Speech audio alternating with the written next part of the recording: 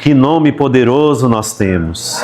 Queremos seguir segundo o governo do Senhor, debaixo desse nome precioso. Leva-nos a desfrutar de Ti nessa noite. Abre os nossos corações, que o nosso sentimento esteja conectado ao Seu sentimento. Nada dessa terra, nada desse mundo, nenhuma ansiedade opera em nossos corações. Queremos estar livres para Ti, porque amamos o Senhor e amamos as coisas do Senhor. Aleluia! Nós vamos compartilhar um tema que foi dado recentemente, há algumas semanas, lá nos Estados Unidos. E esse tema foi baseado no livro de Atos. E o livro de Atos, ele é um livro muito peculiar em toda a Bíblia, muito peculiar. Peculiar. Porque ele é como se fosse a linha dorsal da Bíblia. Você sabe, você tem ali o corpo humano e você tem uma coluna, né? Ali tem uma linha dorsal. Ele divide um lado e o outro do corpo, né? O lado esquerdo e o lado direito. E Atos, ele divide os 4 evangelhos das epístolas de Paulo, incluindo Apocalipse. Enquanto no evangelho nós temos o viver humano do Senhor Jesus, nós temos a sua morte, a sua crucificação, a sua morte, a sua redenção, a sua ressurreição. Nas epístolas, nós temos a economia de Deus. A economia de Deus. E aí você vê em Atos, bem no meio, né? Atos bem aqui no meio. Mostrando ali, não princípios, como nós encontramos lá em Gênesis, e são colhidos em Apocalipse. Não são princípios que estão ali. Mas há uma linha também diretiva. E ela começa com um tema: unanimidade. Irmãos, se nós crescêssemos verdadeiramente no que o Senhor Jesus disse lá em João, então, na vida da igreja, se nós temos unanimidade, o Senhor nos abençoa de todas as formas. Vejam, uma pessoa estava presa e na prisão havia vários guardas. Havia guarda na porta dele, havia guardas pelo corredor por onde ele caminhava, havia guardas na porta de entrada da prisão. Mas um grupo de irmãos resolveu orar por essa pessoa e orou unanimemente. De repente, alguém bate na porta da casa onde eles estavam orando. A serva correu para lá para saber quem era. Ouviu a voz dele e não acreditou. Não pode ser. E de tão alegre que ela ficou, ela correu para dentro e nem abriu a porta para ele. E aí falaram: olha, Pedro está lá na porta. Como assim? Nós estamos orando por ele porque ele está preso. Como é que ele está na porta? E alguém falou: é o anjo dele. Aí eles saíram porque Pedro insistiu em bater na porta. E todos ouviram e ficaram atônitos. Irmãos, sabe por que isso aconteceu? Porque algumas pessoas estavam reunidas unanimemente, orando pela vida dele. Se queremos viver a vida da cristã, nós precisamos aprender esse princípio maravilhoso, de vivermos em unanimidade. Então, a mensagem primeira desse evento nos Estados Unidos foi a respeito de como é que o livro de Atos, ele continua. O que significa o livro de Atos? E o livro de Atos, ele significa exatamente isso. É a continuação coletiva de Cristo. É a maneira coletiva como Cristo continua. Sabe como é que ele continua hoje? Por meio de todos nós. Em cada lugar onde estivermos, o Senhor continua em cada um de nós. De maneira coletiva e não individual. Não existem heróis na igreja. Existem aqueles que vivem Cristo. E essas pessoas somos nós. Então, eu queria antes de tudo, ler um verso com os irmãos. Quem estiver com a versão Restauração, em Mateus, no capítulo 1, versículo 1, diz assim: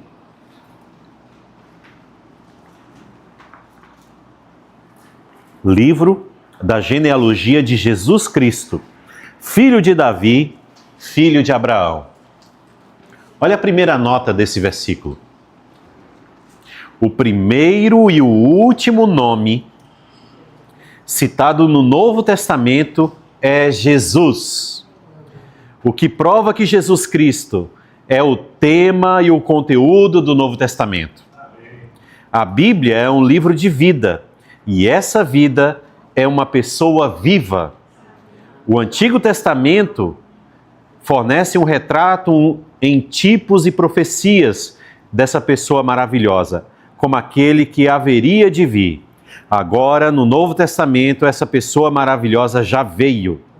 A primeira página do Novo Testamento, ao nos recomendar essa pessoa maravilhosa, nos dá a sua genealogia, que pode ser considerada um resumo do Antigo Testamento, o qual em si mesmo é a genealogia detalhada de Cristo. Para entendermos a genealogia relatada em Mateus, precisamos remontar a origem e a história de cada incidente. E se você percorrer toda essa nota aqui,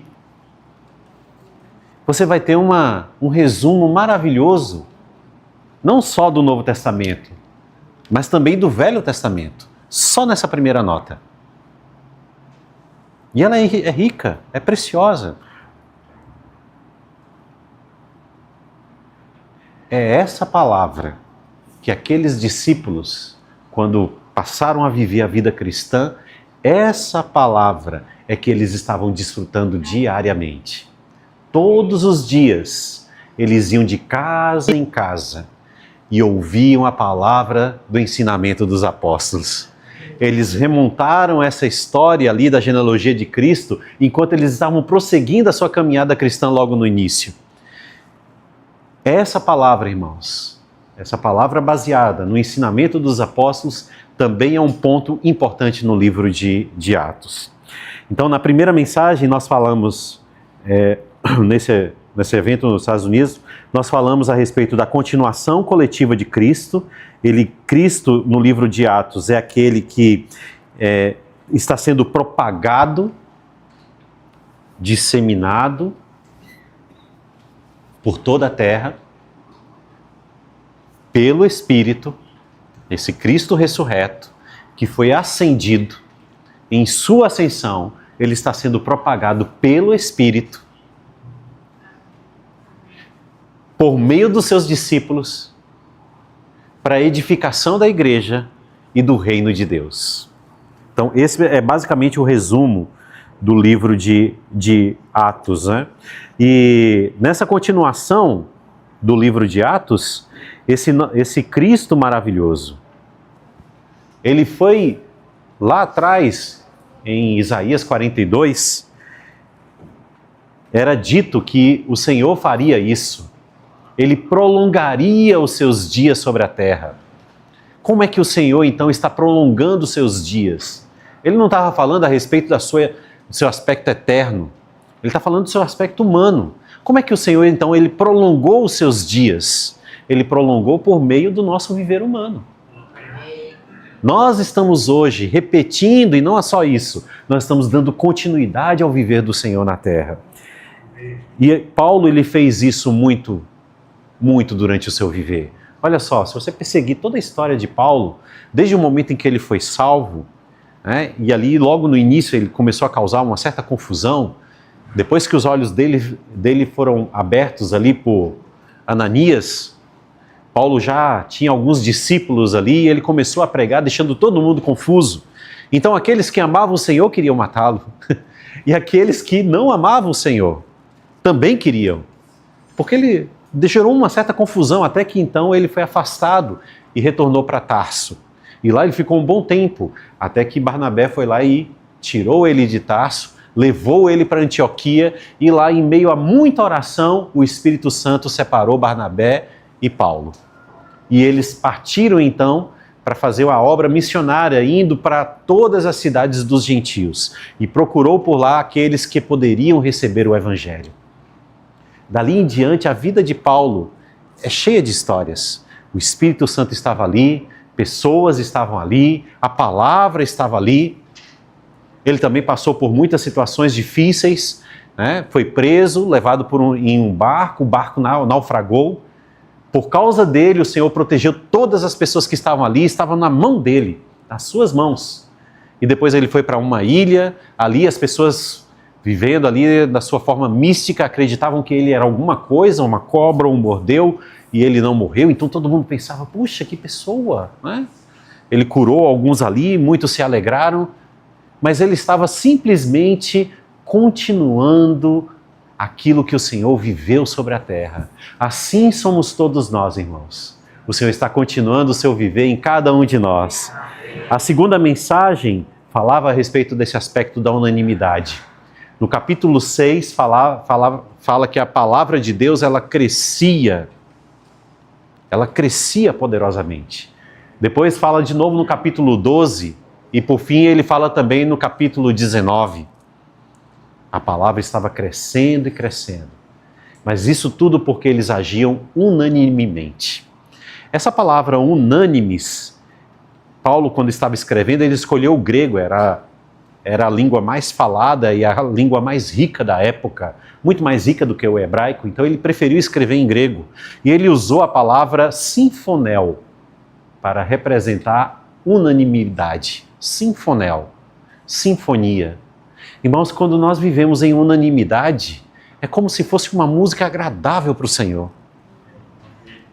Se nós vivemos em unanimidade, o Senhor se agrada e Ele ouve isso como se fosse uma orquestra. Você já teve a oportunidade de ir em uma orquestra? Todos aqueles infindos instrumentos tocados harmoniosamente causam um certo prazer, não é verdade? A unanimidade é a música agradável que Deus ouve em todos aqueles que amam a sua vinda. Aí, na mensagem 4, vou pular 3 por enquanto, na mensagem 4, o tema da mensagem muda completamente a nossa posição. Veja, essas mensagens, são 8 mensagens, ela na verdade é um chamado à maturidade. Eu não estou falando maturidade só no aspecto físico humano. Os jovens, eles também estão sendo chamados à maturidade. E nós precisamos reconhecer a maneira como o Senhor faz isso. Essa maturidade, primeiro ponto que temos que perceber, é que nossa história começa na ressurreição de Cristo.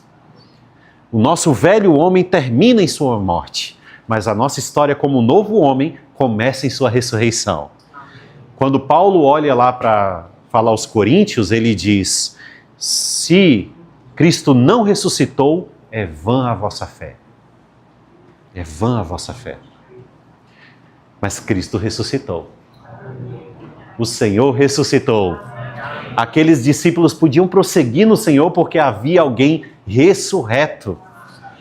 Então, para nós, esse é o nosso ponto de partida, essa é a nossa base, essa é a nossa história, nós precisamos ter essa clareza. E por que Ele ressuscitou? Para nos dar a sua vida. A vida de Cristo em nós hoje só chegou até nós porque Ele ressuscitou. Amém. E essa é uma vida de ressurreição. Não é uma vida qualquer. Não é uma vida mais alegre, mais divertida.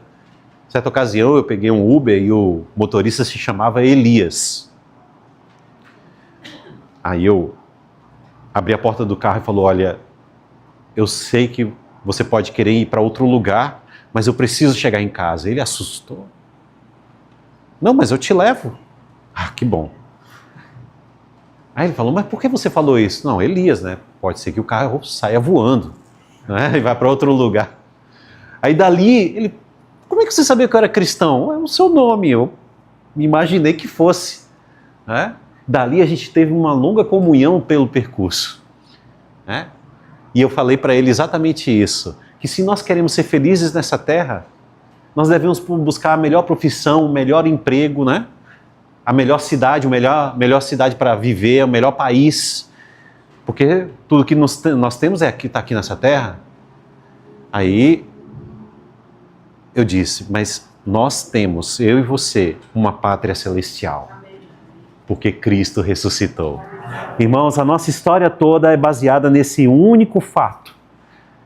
Não é a sua encarnação, embora seja muito preciosa. Deus se tornou homem. Isso não é algo maravilhoso? Você nunca viu um homem se tornar alguma outra coisa, certo? Tão pequeno e tão insignificante. Ele nunca ouviu-se na história um homem se transformar numa formiga. Você vai encontrar isso talvez na televisão, nesses filmes de ficção, mas nunca aconteceu isso. Deus se tornou homem. Isso é maravilhoso. Ele viveu aqui na terra como qualquer outra pessoa comum. E ele morreu por nós. Mas, irmão, se tivesse acabado aí, só seria uma história. E há muitos homens contando boas histórias por aí. Muitas pessoas seguindo esses homens. Mas o fato é que nenhum deles fez o que Cristo fez. Ele ressuscitou. E não só isso. Quando ele ressuscitou, ele ficou 40 dias aparecendo para mais de 500 pessoas. E nesse período ele aparecia e desaparecia. Ele estava treinando seus discípulos a viver sem a sua presença física, mas a sua presença invisível. E então, no último dia da sua estada aqui, os discípulos estavam reunidos, ele apareceu para eles e foi subindo e ascendeu aos céus. Ele foi para o Pai. Irmãos, é esse Cristo que nós estamos propagando. Esse Cristo que ressuscitou e foi ascendido aos céus. Ele ocupa agora a posição mais importante desse universo. Você vai ver aí nos noticiários na TV e até mesmo pela internet, uma briga fiscal, tributária, entre dois grandes países enormes. Eles são enormes. Talvez os dois grandes países de nossos tempos, né? E eles estão numa guerra. Muita coisa está sendo decidida numa pequena mesa, como essa daqui, talvez um pouco maior, certo? Onde um e outro vai lá e assina um documento. E daqui a pouco a guerra começa e você não está vendo bala, nem aviões, nem soldados, mas existe uma guerra aí. Irmãos, essas posições são muito elevadas, talvez a gente nem entenda muito bem o que ocorre de fato. Mas o Senhor Jesus, ele foi acima de tudo isso. Ele se tornou o líder, aquele que é também servo, ele se tornou o líder e é o nosso Senhor. Aí, quando Estevão estava sendo apedrejado, todos estavam olhando para ele lá, né? E ele olhou para o céu e viu o quê? O Senhor à direita de Deus, em pé no seu trono. Havia um homem nos céus. Isso é maravilhoso. Do ponto de vista humano, nós nunca poderíamos alcançar essa posição. Mas Paulo, em Efésios, diz que nós estamos assentados juntamente com Ele. Então, a nossa posição, veja que isso muda completamente a nossa forma de enxergar as coisas à nossa volta. As nossas relações humanas mudam completamente a partir do momento que você enxerga qual é a sua posição. Em primeiro momento, o Senhor ressuscitou para nos dar sua vida. Sua ressurreição tem a ver com a sua vida. Mas a nossa posição mudada, juntamente com esse Cristo ascendido, muda completamente a nossa autoridade. Muita coisa, irmãos, em todo esse universo e aqui na Terra, vai ser decidida pela igreja. Nós todos vamos sentar como numa mesa dessas, assinar alguns documentos. Isso muda completamente a história. Não há posição mais elevada nesse universo. Não há autoridade maior nesse universo do que a posição em que estamos em Cristo. Isso não é maravilhoso? Se você passar pela rua, olhe para as pessoas de maneira diferente. Observe para elas. Elas estão andando ocupadas, ansiosas, preocupadas, decidindo pequenas coisas no dia a dia que para elas podem ser muito grandes, mas são pequenas coisas. Nós fazíamos isso também. Às vezes nos caímos nessas situações, mas amanhã dá uma olhada diferente nelas. Quando você cruzar por elas na rua, olha diferente. Pensa que você está numa posição muito importante que pode decidir o rumo da vida delas. Uma pequena palavra pode mudar a vida delas. Essa é uma posição, irmãos, extremamente elevada. E isso eu estou falando individualmente, mas o que o Senhor fez não fez para indivíduos, Ele fez coletivamente. Ele fez para o novo homem, Ele fez para a sua igreja. Então, nesse aspecto, esse Cristo ascendido, Ele estava continuando a sua história por meio dos seus discípulos, e Ele era tudo para eles. Então, na quarta mensagem ainda fala a respeito desse Cristo todo inclusivo. Ele era tudo para eles. Para você ter ideia, só ali em Atos, não precisamos ir nem a toda a Bíblia, mas em Atos capítulo 3, o Cristo, Ele é o autor da vida. Em Atos, ainda no capítulo 3, versículos 25 e 26, Ele é o servo de Deus. Em Atos capítulo 5, Ele é o líder e salvador. Em Atos capítulo 7, Ele é o Filho do homem. No capítulo 20, Ele é Deus. Ele é Deus. Amém. Cristo também é o Senhor de todos no capítulo 10. E Cristo é o juiz no capítulo 10, versículo 39 a 43. E por fim, Cristo também é o Senhor Jesus, o objeto da nossa fé. Estou fazendo só um pequeno resumo das mensagens que tiveram e logo os irmãos vão ter acesso a isso posteriormente. Aí na mensagem 5, fala a respeito de mantermos um só fluir. Irmãos, não existem duas maneiras de Deus fazer uma coisa. E não existe uma maneira melhor. Não existe uma coisinha diferente. Nosso Deus, Ele não busca a inovação. Olha, vamos inovar, né? Vamos fazer aqui uma coisa diferente agora? Vamos buscar aqui, colocar isso, fazer aquilo. Deus não é inovador, porque Ele é sempre novo. A inovação ela é necessária porque as coisas envelhecem. Daqui a pouco esse aparelho que talvez vocês acham tão inovador, né? Você tem uma máquina fotográfica, você tem um tocador de música, você tem um aparelho que liga para as pessoas. Antigamente era grande, agora é pequenininho, né? Você tem um monte de coisas aqui, envia e-mail, entra na internet, se conecta com tantas pessoas do mundo afora, ensina inglês, fala com você. Mas daqui a pouco isso aqui vai envelhecer. E aí as pessoas precisam de quê? Inovação. Nosso Deus não é inovador. Ele é sempre novo. Toda vez que nós o tocamos, Ele é novo. Então Ele não tem duas maneiras de fazer as coisas. Ou Ele não muda a maneira de fazer ao longo dos séculos, das gerações. Ele não muda. Ele só tem uma maneira de fazer as coisas. E nós precisamos estar nesse mesmo fluir. Amém. Paulo não inventou uma maneira diferente de Pedro. Pedro não inventou uma maneira diferente de João. Apolo, quando chegou ali, ele foi rapidamente corrigido e entrou nesse fluir. Barnabé também, em algum momento ele se perdeu ali, mas ele certamente estava dentro desse fluir. Irmãos, e todos nós agora estamos no mesmo fluir. Entramos nesse mesmo rio. Então vamos ficar aqui e desfrutar do Senhor nesse mesmo fluir. Não existem duas maneiras de fazer. Se nós encontrarmos, se os discípulos eles tivessem maneiras diferentes de fazer, Satanás poderia criar mecanismos e maquinações para destruir a unidade dos irmãos. João tem a melhor maneira. Então vamos seguir o João. Né?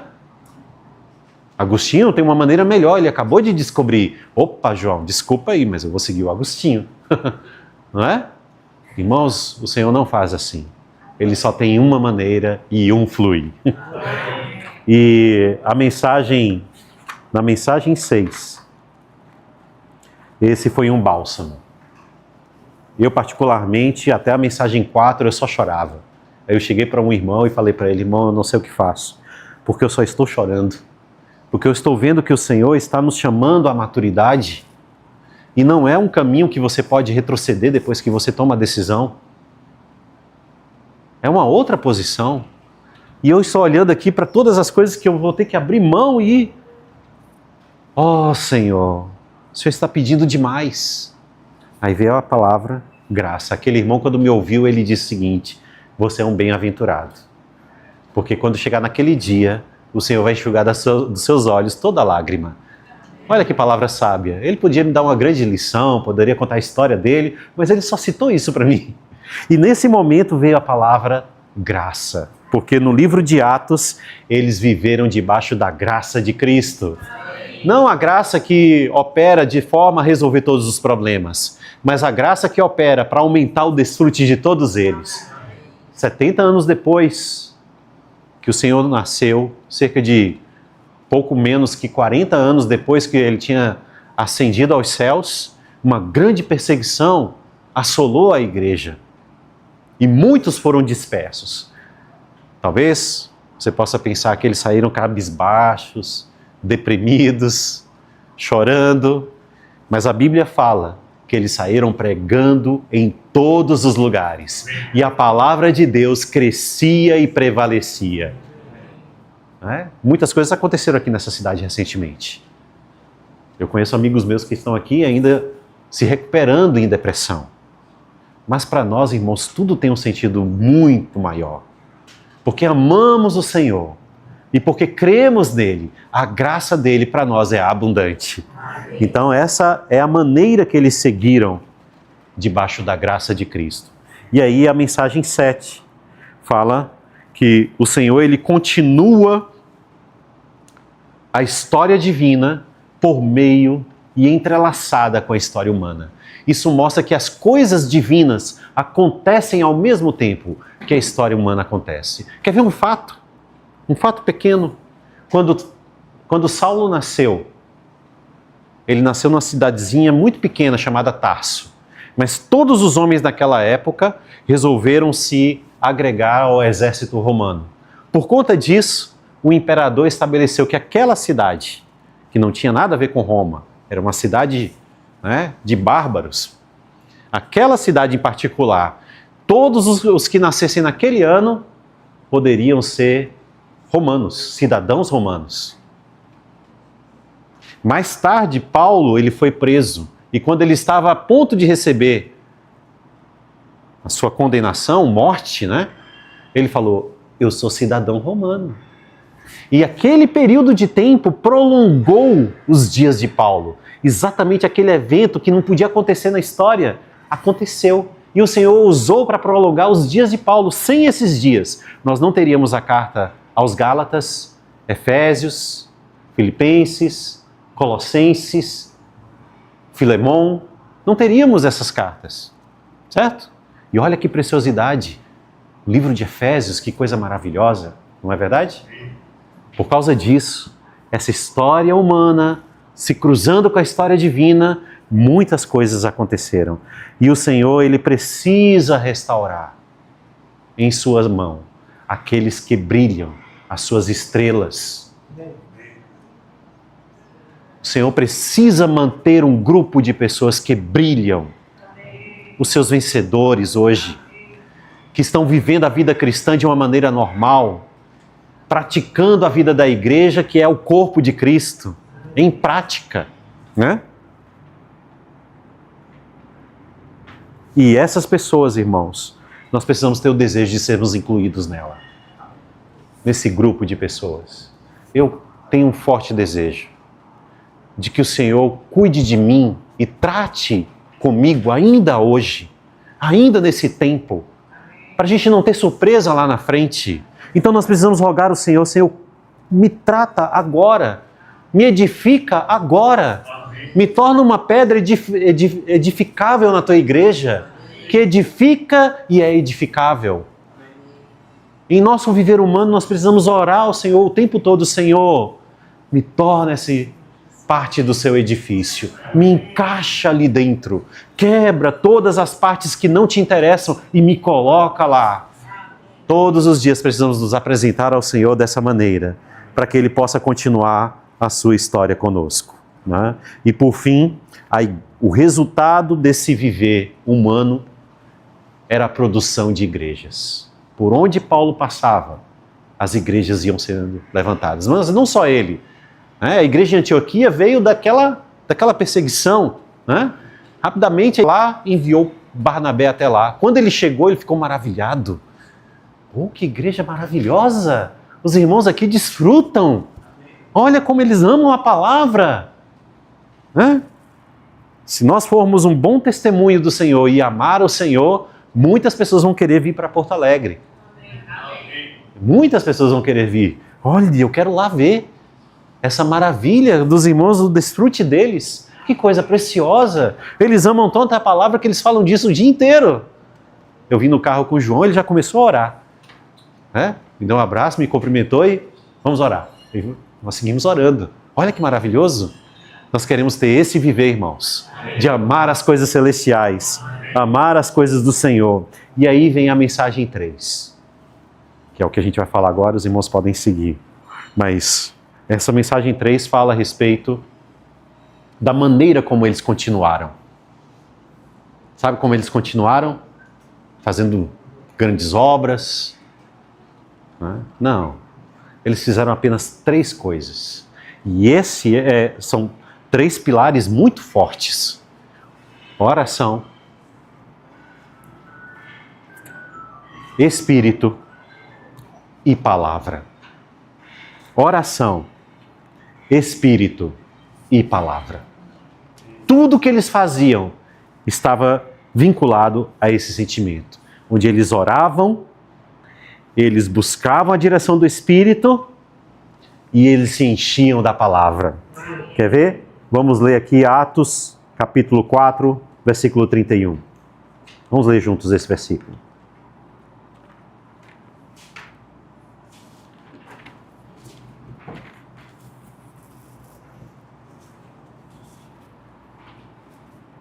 Tendo eles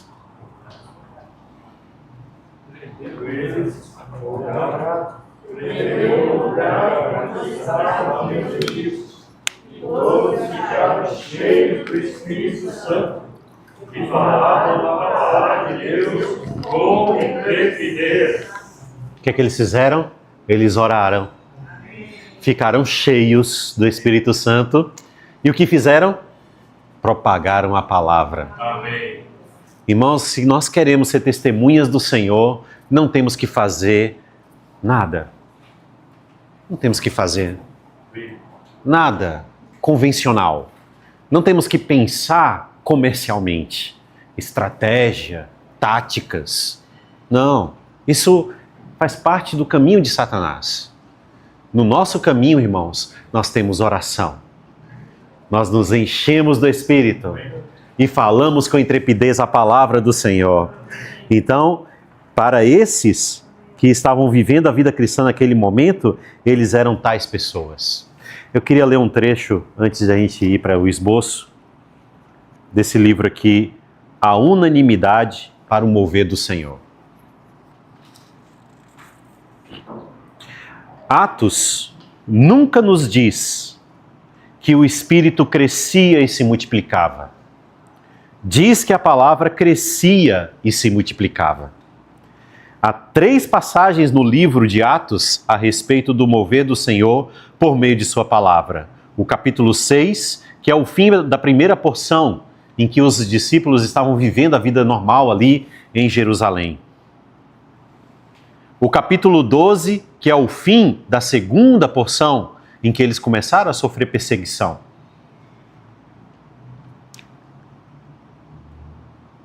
Que diz que a palavra de Deus crescia e se multiplicava no versículo 24. Então, o ministério de Paulo começou no capítulo 13.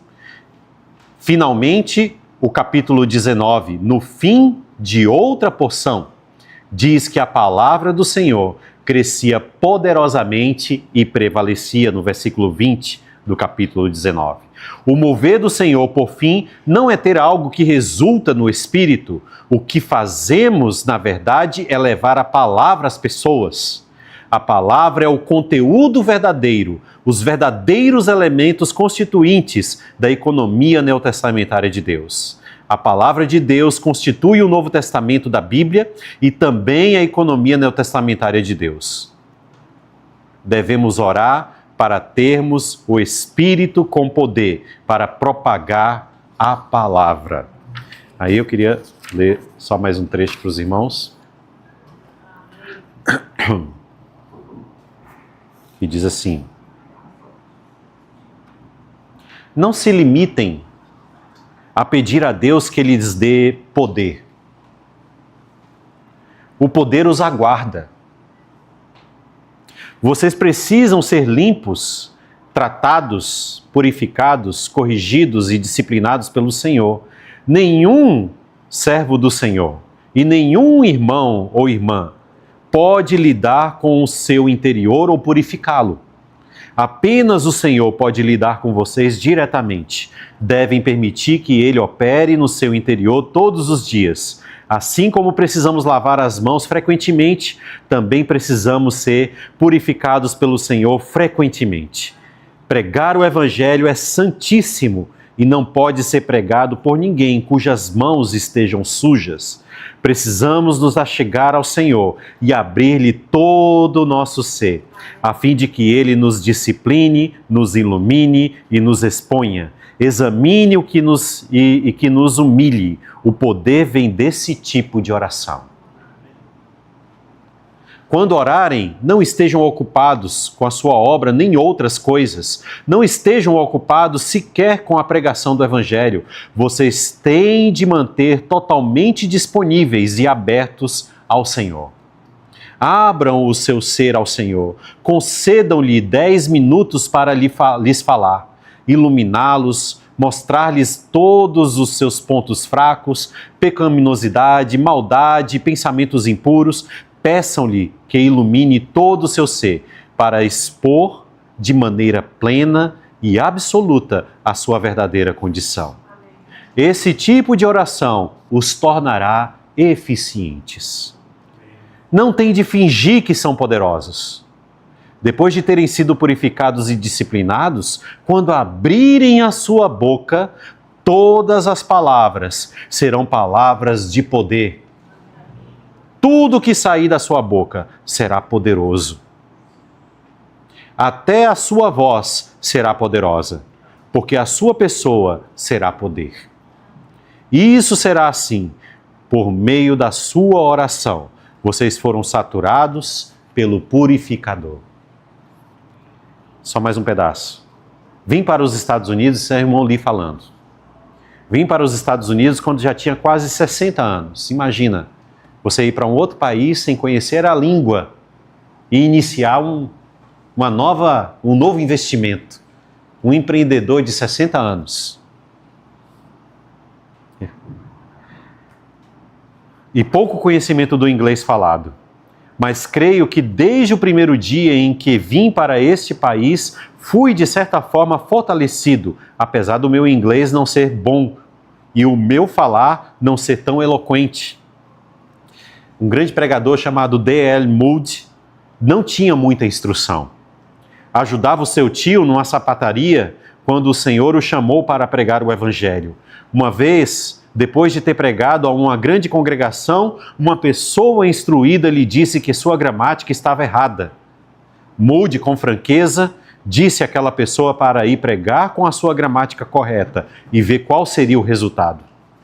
O poder, o impacto não está na gramática correta. As pessoas não querem gramática adequada, elas querem a coisa certa, querem vida, querem Cristo, querem a realidade da salvação. Exatamente isso que aconteceu naqueles dias. Pedro, um pescador, levantou-se e falou para uma multidão. Irmãos, se aquelas pessoas não estivessem procurando, aquela palavra que ele falava não teria efeito algum, mas elas estavam procurando.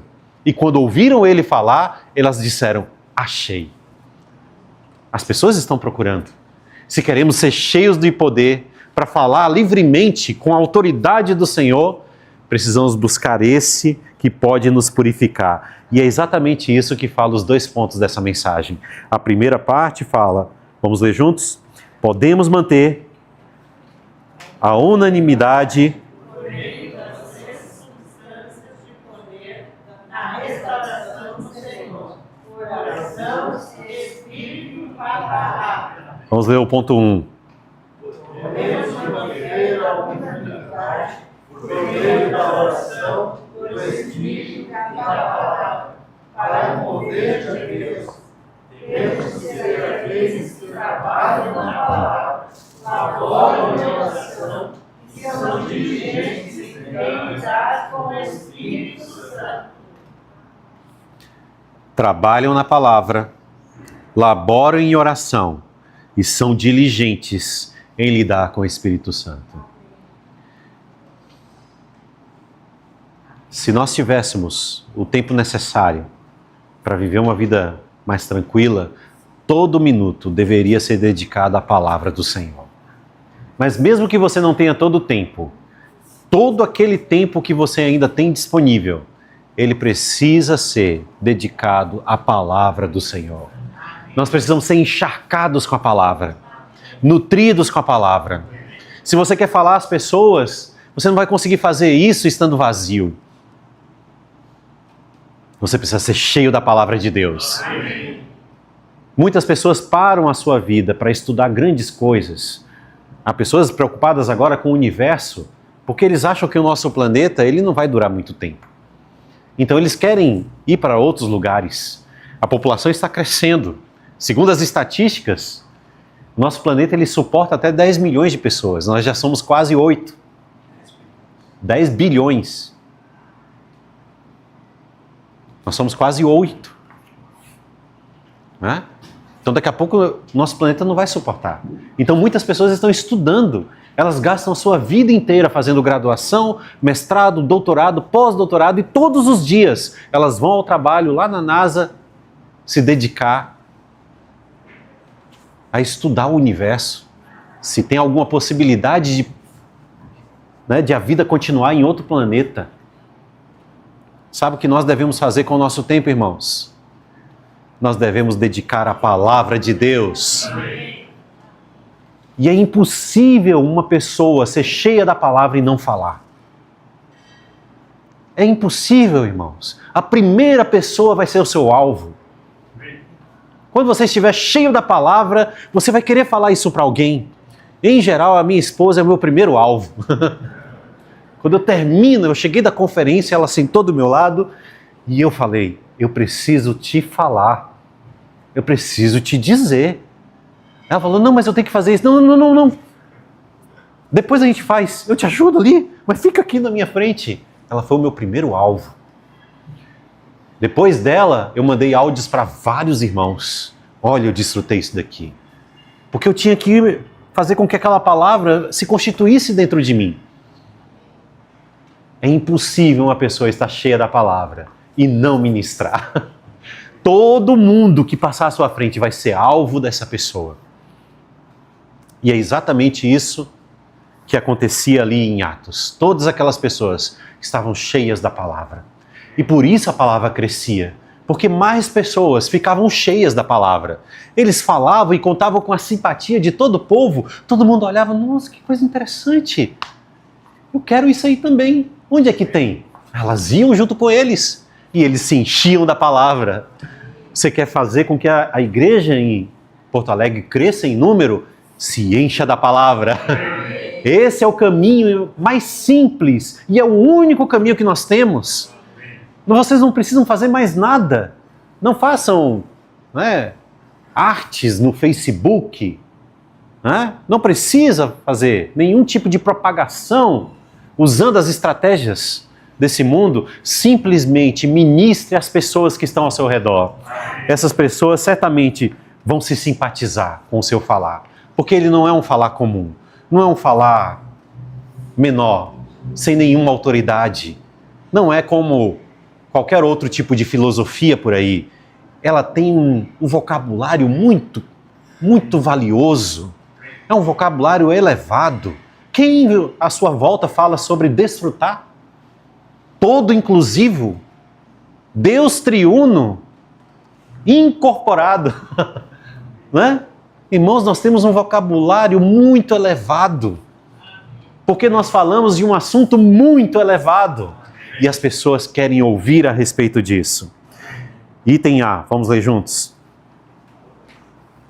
A oração. São as três substâncias do poder na restauração do Senhor. Ponto B. Temos de orar para ter o Espírito como poder para propagar a palavra. Ter o Espírito com poder. Quando você olha lá em Timóteo, no capítulo 5, Paulo dá uma instrução a Timóteo sobre os presbíteros na igreja, que eles devem ser pessoas que se afadigam na palavra. E ele não está falando a respeito só de presbíteros, todos aqueles que aspiram o episcopado devem ser tais pessoas. As irmãs que querem servir o Senhor, vocês precisam ser cheias da palavra de Deus. Aquelas, em nosso viver, durante todo o percurso da nossa vida, nós temos apenas 2 objetivos em nos relacionar com pessoas. Sejam eles o nosso cônjuge, os nossos filhos ou os nossos parentes. Só existem 2 objetivos. Ou nós vamos fazer com que eles tenham uma primeira experiência com o Senhor, ou nós vamos fazer com que eles tenham uma segunda experiência com o Senhor. Certo? Ao nos relacionar com as pessoas, nós precisamos olhar para elas que elas têm um vaso. E nesse vaso Deus quer entrar. E não importa quão difícil seja. Não importa quão difícil. Eu acho que aquele ali... Não, esse aí não vai dar. Acho que o Senhor não quer. Você só vai saber quando você ministrar a palavra de Deus. Ponto 1. Temos de ser saturados, constituídos e até mesmo encharcados com a palavra santa. Se temos o encargo de pregar o Evangelho, temos de entrar na palavra e ser pessoas que conhecem a palavra. Devemos pedir ao Senhor que nos leve totalmente para a luz e que sejamos tratados por Ele para nos tornarmos pessoas de poder, cheias do Espírito, por dentro e por fora, essencial e economicamente. Quando o Senhor Jesus ele tinha acabado de ressuscitar, viu ali os discípulos numa casa fechada, ele entrou ali, apareceu no meio deles e soprou. Naquele momento, os discípulos receberam o Espírito, essencialmente, e a vida entrou neles. A vida divina, incriada, indestrutível, entrou neles. Pedro não entendeu muito bem o que tinha acontecido naquele momento. Então ele se levantou e falou, vou pescar. Os outros olharam para ele, eu vou com você. Eles não entenderam tão bem, mas a vida entrou neles ali. Mais tarde, o Senhor continuou aparecendo para eles e muitas vezes, até o momento em que ele foi ascendido. Aí aqueles discípulos ficaram ali orando por vários dias, não foi? Por 10 dias eles ficaram, 120. E aí o Espírito veio economicamente para encher eles por fora.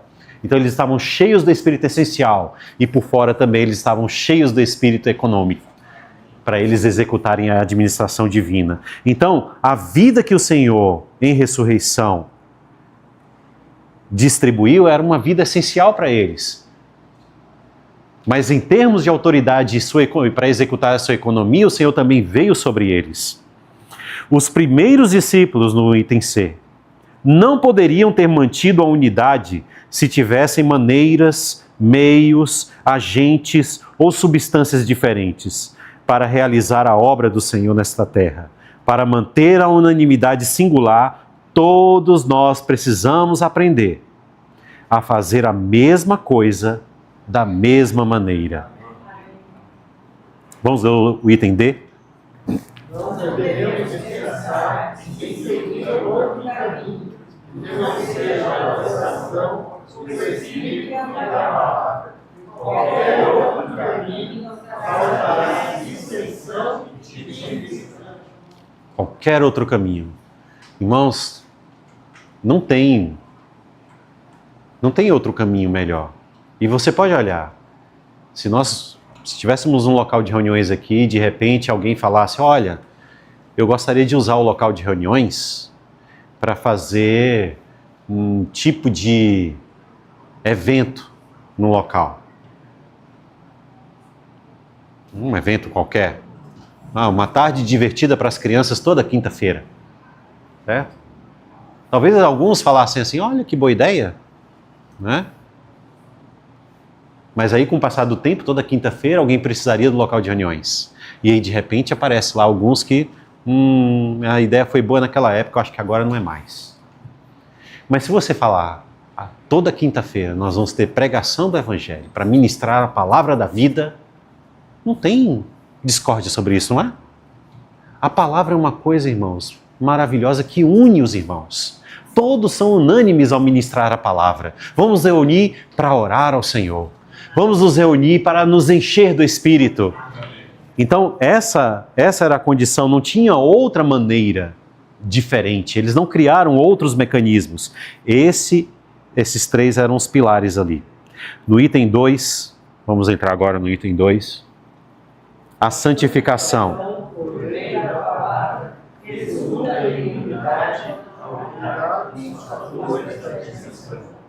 A verdade santifica, e a santificação resulta em unidade.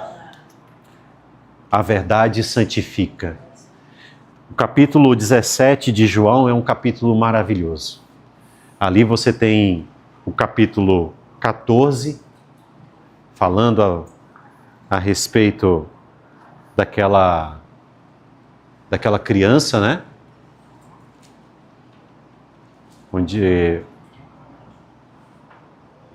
Falando a respeito do Senhor como o caminho, né, a verdade e a vida. Depois você tem o capítulo 15 falando que o meu pai é o agricultor, eu sou a videira verdadeira e a nossa conexão com ele é uma conexão orgânica, né? E depois você tem o capítulo 16 falando sobre o Espírito, o outro Consolador que viria. E depois disso, quando ele fala a respeito desses 3 capítulos, ele introduz o 17 para falar a respeito do corpo, falar a respeito da unidade. E não é uma unidade qualquer. Quem está estudando matemática para passar no vestibular deveria compreender teoria de conjuntos e olhar para aqueles versículos e não entender muito bem o que está falando. Em teoria de conjuntos, se você tem 2 conjuntos que um está dentro do outro, eles são iguais. Ali fala que eu estou em meu Pai e meu Pai está em mim. Eu estou em meu Pai e meu Pai está em mim. As 2 pessoas são iguais. Mas ele ainda fala, e eu estarei em vós, e vós em mim. Olha que coisa maravilhosa, irmãos. Esse é um fato singular e difícil de se compreender. Há muitos anos, quando eu ainda estudava na faculdade, eu fui à casa de um irmão que ele tinha mais ou menos uns 76 anos. Ele era dos Irmãos Unidos, morava numa cidade do interior, perto de Ribeirão Preto, uma cidade chamada Descalvado. E a reunião foi... Eu era jovem, ele era mais velho, eu que tinha interesse em conhecê-lo, né? Mas quando eu cheguei lá, ele tinha uma pilha de livros do irmão Lee, e o primeiro deles era a expressão prática da vida da igreja. E eu não fui para aquilo, eu só queria conversar com ele, eu só queria conhecê-lo, uma pessoa tão antiga. Ele deixou a Inglaterra e veio aqui, ele semeou a vida dele aqui, eu queria saber a história dele. Mas aí, o primeiro ponto que ele pegou, estava tudo anotadinho, bonitinho, o primeiro ponto: isso aqui é uma heresia. Deus agora é 4 em 1. Aí interessante. Mas o Senhor Jesus, ele é Deus? Não, ele é Deus. Mas ele não é homem? Ele é homem. Então ele é 50% Deus e 50% homem. Não, ele é 100% Deus e 100% homem. E agora essa humanidade está dentro do Deus, que é indivisível, inseparável, ele é coinerente, coexistente, o Pai, o Filho e o Espírito, e agora tem lá um outro elemento, a humanidade. Ele olha... Vamos para o próximo assunto. Irmãos, o Senhor, ele orou para que nós estivéssemos nele e ele em nós. Amém. E é isso que fala João 17. E aí ele disse, santifica-os na verdade, a tua palavra é a verdade. Se queremos ser aqueles que propagam esse Cristo maravilhoso, cheios da palavra de Deus, nós precisamos ser santos. E como é que é ser santo, irmãos? A tua palavra é a verdade. Seja cheio da palavra de Deus. Vamos ler o item A?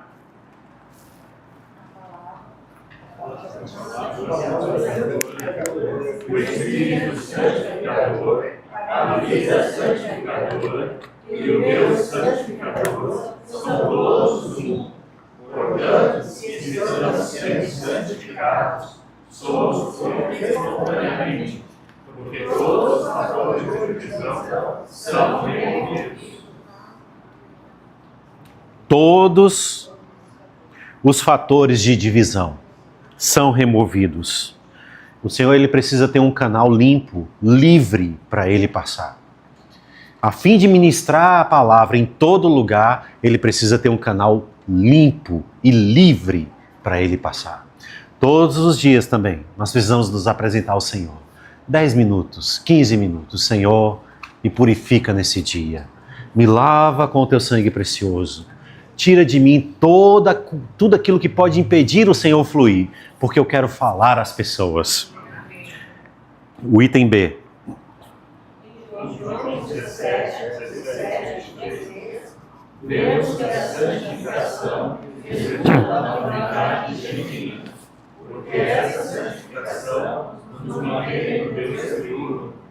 O versículo 21 diz: a fim de que todos sejam um, como o Pai está em mim e eu em ti, e que também estejam eles em nós.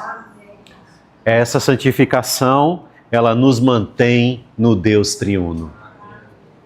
Sabe onde é que nós estamos operando hoje? E em qual esfera nós estamos operando? Nós estamos operando no Deus triuno. O Pai como fonte de todas as coisas. O Filho como aquele que alcançou tudo aquilo que o Pai planejou. E o Espírito que nos guia e nos dirige, como essa unção maravilhosa, que nos ensina a respeito de todas as coisas. Se a palavra estiver lá dentro, irmãos, e nós estivermos cheios do Espírito, o nosso falar será cheio desse nós. Não será cheio do eu, será cheio do nós. Aqui fala, para que também estejam eles em nós. Você não ama esse nós? Eu amo esse nós. Porque não é uma questão minha ou particular de alguém. Não é seguir uma pessoa que talvez se distingua entre os demais ou diga que é diferente. Certo? Alguém pode se levantar e falar, eu tenho, eu sou, me sigam. Certo? Nós não estamos fazendo isso. Nós estamos em um nós. É nesse nós que nós estamos. Para sermos um, precisamos estar no nós. Ou seja, no Deus triuno. A única maneira de estar no Deus triuno é por meio da verdade santificadora, que lida com todos os fatores de divisão. Ao nos manter no Deus triuno, somos um.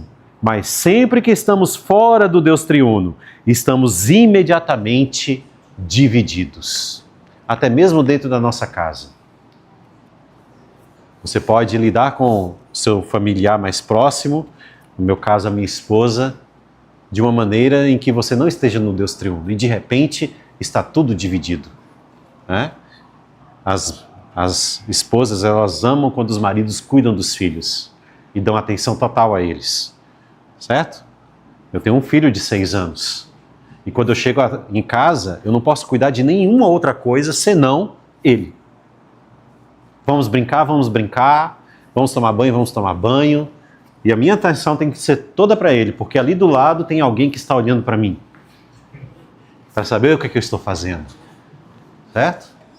Toda a atenção é dada para ele. E é claro que em alguns momentos talvez surjam algumas discussões, e 99% das vezes que elas aparecem, certo? Eu não gosto muito das palavras sempre, todo, eu sou estatístico, então para mim é tudo quase sempre. Então as esposas quando dizem, você sempre faz assim, é mentira. Quase sempre você faz assim. Certo? Mas se nós vivemos no Deus triuno, irmãos, nada nos abala. Nada nos abate. Simplesmente nós nos voltamos para Ele e de repente nós temos uma palavra cativante. Uma atitude cativante. Isso vale para o marido, isso vale para a esposa. Certo? Nós precisamos unanimemente conduzir um ao outro ao Senhor. Para que o Senhor ganhe o seu reino já dentro de sua própria casa. Precisamos contatar o Senhor todas as manhãs, tocar a palavra viva e ter a realidade divina infundida em nós. Ao contatar o Senhor dessa maneira, os fatores de divisão são vencidos. Todas as manhãs. A minha vida mudou quando eu acordo todas as manhãs. Um pouco mais cedo que meu filho, que ele acorda bem cedo. Tipo, ele acorda às 5h30 da manhã, então eu tenho que acordar às 4h30 da manhã.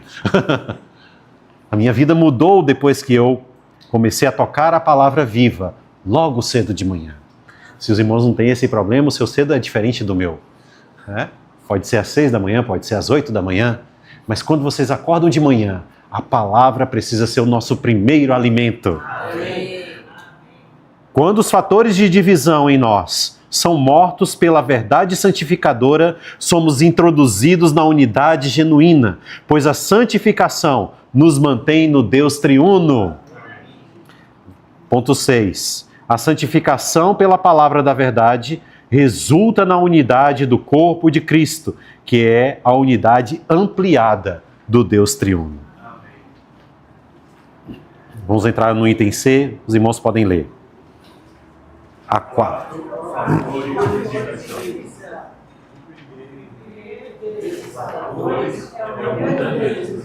Enquanto vários mundos em um determinado aspecto, esse aspecto do mundo antes se tornará uma causa de divisão. Podem ler os demais. Outra causa de divisão é a ambição. Quando mandamos o Senhor pela palavra, exigimos que se infunda em nós a verdade transmitida a nós, mata a nossa ambição. Uma terceira causa de divisão é a autoexaltação. Devemos estar dispostos a ser nada, que é exaltar Cristo como o único alguém, aquele que representa. Quarto, são as opiniões e os sentidos. Não devemos trabalhar a nossa opinião, mas simplesmente buscar o objetivo do Senhor, a restauração de Cristo como vida e como tudo para a edificação da igreja. No item 3, que nós veremos amanhã, em Santa Maria, não é isso? Vocês vão ver que, aqueles que não estarão lá, o ponto D fala que a ambição ela está implícita em João 17:21. A autoexaltação está implícita no versículo 22. E os conceitos e opiniões no versículo 23. Né? E o mundanismo, João comenta a respeito disso. Mas toda vez que o mundanismo penetra a igreja, a divisão é certa. E ele vem de maneiras muito sorrateiras, às vezes por meio de uma estratégia. Vamos usar uma estratégia para crescer. Nós vamos fazer assim, assim e assado. Isso é uma prática mundana. Mas também pode ser por meio de os jovens quererem... Não, eu acho que as músicas são meio paradas aqui, né? Vamos colocar um pouco mais de ritmo nisso? E aí, de repente, você tem ali alguém tocando um ritmo rock para um hino que... Imagina, glorioso Jesus Salvador. Olha que hino maravilhoso, melodia maravilhosa. E de repente, chegamos aqui numa reunião e os jovens estão com uma melodia de rock. É mundanismo, certo? Ou então nós começamos a usar as redes sociais. As redes sociais em plena reunião. O uso abusivo de celular, como tem sido visto hoje em dia. E de repente nossas reuniões, elas perdem o sentido, porque nós não estamos no Senhor. E o mundo entrou, tirando a nossa atenção, roubando o nosso tempo. Né? Outra causa de divisão é a ambição. Essa é drástica. Pega todos os irmãos, de maneira geral. Ambição por alguma coisa, ambição por um grupo, ambição por fazer, por ser. A autoexaltação, eu sou, eu tenho, eu faço. Né? Nesses últimos tempos, esses quesitos foram testes para muitos irmãos que para mim eram referências. E eles caíram em muitos deles. E opiniões e conceitos. A igreja em Filipos era uma igreja maravilhosa. Paulo precisou corrigir só um pequeno item, falando a respeito das irmãs. Sintique e Evódia, que elas pensassem a mesma coisa. Irmãos, conceitos e opiniões causam divisão. A única coisa que nos mantém unidos é a palavra de Deus e estarmos no Deus triuno. Graças ao Senhor.